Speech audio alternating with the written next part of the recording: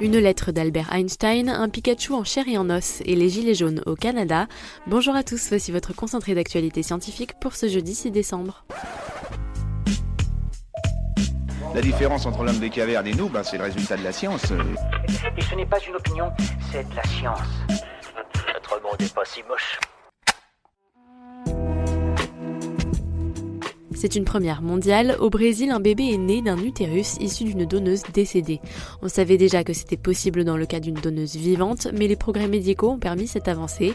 Elle est décisive pour les femmes non fertiles pour qui la plus grande difficulté reste de trouver des donneuses vivantes.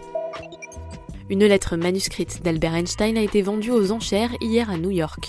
Écrite en allemand en 1954, elle a été adjugée à 2,9 millions de dollars.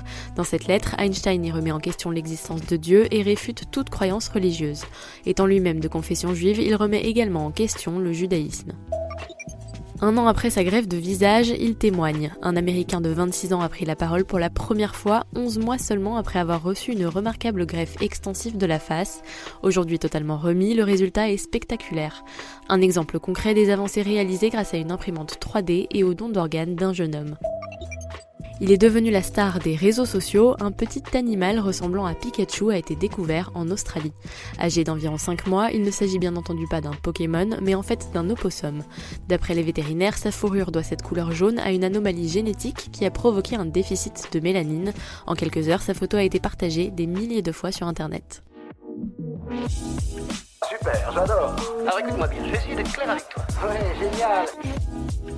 Les plus belles choses viennent parfois de là où on ne les attend pas. Aux États-Unis, 2 centrales électriques ont provoqué pendant plusieurs heures un événement météorologique rare. Appelé prosaïquement neige industrielle, il s'agit d'une tempête de neige locale à l'échelle d'un village. Le principe est simple, l'activité des centrales a formé des nuages de vapeur et la température extérieure étant suffisamment froide, cela a produit une formation neigeuse. Alors que les gilets jaunes continuent leur lutte en France, certains s'inquiètent de voir le mouvement s'exporter au Canada. Une taxe carbone est en effet également combattue dans certaines provinces du pays. Il faudra payer 20 $ par tonne de CO2 à partir de janvier et 50 $ en 2022. Plutôt serein, le gouvernement a déclaré que les Canadiens comprennent les coûts du changement climatique.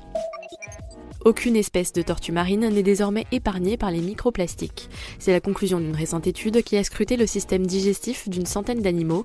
D'après leurs chiffres, absolument toutes les tortues de mer présenteraient du plastique dans leur organisme.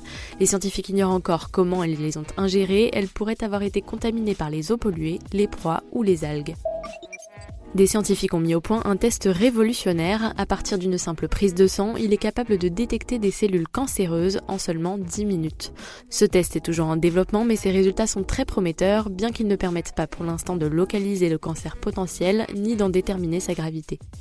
C'est tout pour aujourd'hui, on vous dit à demain pour de nouvelles actualités scientifiques. Voilà. Il ne reste plus qu'à vous remercier de votre attention. Au revoir.